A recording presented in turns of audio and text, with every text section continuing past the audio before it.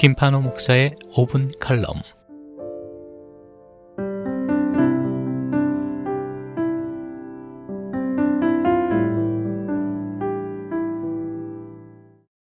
여름숲은 에너지로 충만합니다. 나무숲 사이로 난 길을 건너라면 우거진 녹음은 터질 듯한 기운을 쏟아냅니다.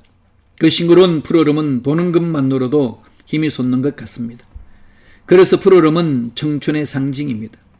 인생의 도정에 있어서 가장 에너지 넘치는 젊음의 시기를 살아가는 젊은이들에게는 푸르름의 기운이 넘쳐납니다.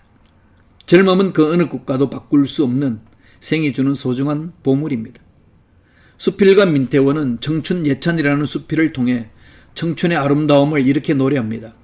청춘, 이는 듣기만 하여도 가슴에 설레는 말이다. 청춘, 너의 두 손을 가슴에 대고 물방아 같은 심장의 고동을 들어보라.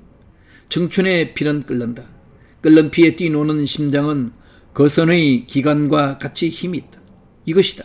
인류의 역사를 꿈에 내려온 동력은 바로 이것이다. 이성은 투명하되 얼음과 같으며 지혜는 날카로우나 갑 속에 든 칼이다. 청춘의 끓는 피가 아니더면 인간이 얼마나 쓸쓸하랴. 얼음에 쌓인 민물은 얼음이 있을 뿐이다. 이것을 얼음 속에서 불러내는 것이 따뜻한 봄바람이다. 인생의 따뜻한 봄바람을 불어보내는 것은 청춘의 끓는 피다. 청춘의 피가 뜨거운지라 인간의 동산에는 사랑의 풀이 돋고 이상의 꽃이 피고 희망의 놀이 뜨고 연락의 새가 운다. 청춘은 아름답습니다. 일신의 유익이나 안락한 삶을 위해서가 아니라 인류를 위해 꿈을 펼칠 수 있고 그 꿈을 넘어 또 다른 꿈을 꿀 수 있기 때문입니다. 인류 역사에는 청년의 때에 뜻을 이룬 사람들이 이야기가 많이 등장합니다. 다윗은 500명의 부하를 거느리고 나라를 살리고자 하는 꿈을 꾸었고 30세의 위대한 나라의 왕이 되었습니다.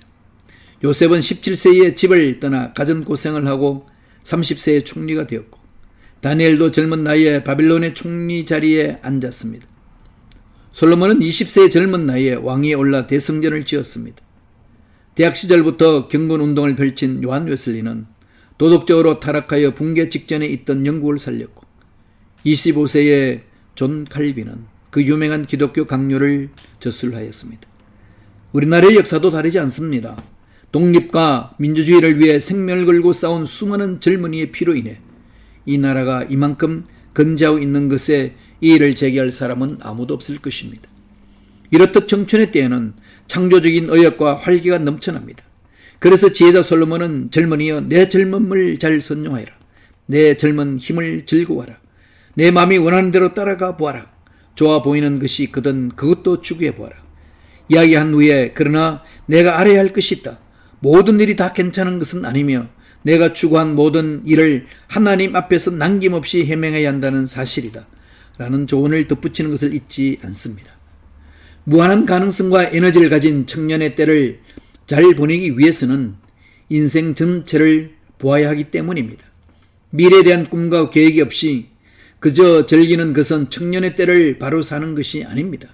청년의 때에는 늘 창조주 하나님이 주신 비전과 그것을 성취하기 위한 열정이 넘쳐나야 합니다. 더 나아가 인생의 끝을 생각하는 지혜가 있어야 합니다.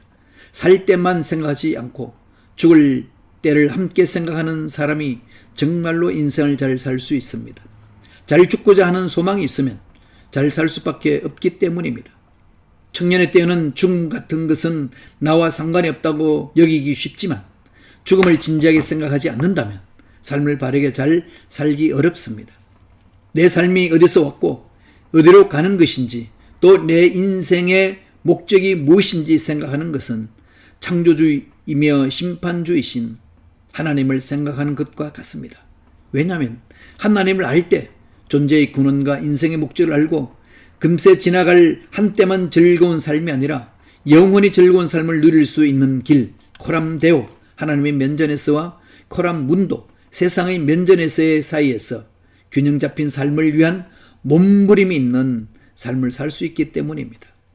청취자 여러분, 우리 인생에서 가장 젊을 때가 언제였습니까? 바로 지금입니다.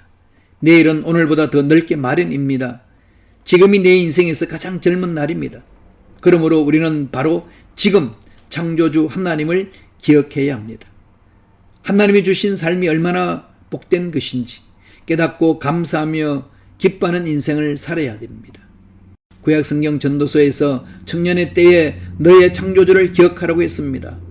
이 말씀이 우리 모두에게 주시는 하나님의 명령으로 들려줄 수 있기를 바랍니다. 오늘 나에게 주신 생명을 주신 하나님 앞에서 존재의 의미와 목적을 깨닫고 그분이 주신 꿈과 비전을 위한 삶을 살아가시길, 그래야 하나님 앞에서와 세상 앞에서 부끄러움과 후회가 없는 삶을 살아가시길 축원합니다.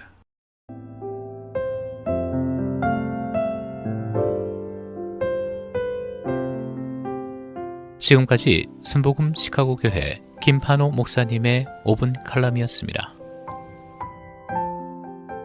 신앙 상담이나 문의는 전화 773-456-6780 456-6780번으로 연락 주시기 바랍니다.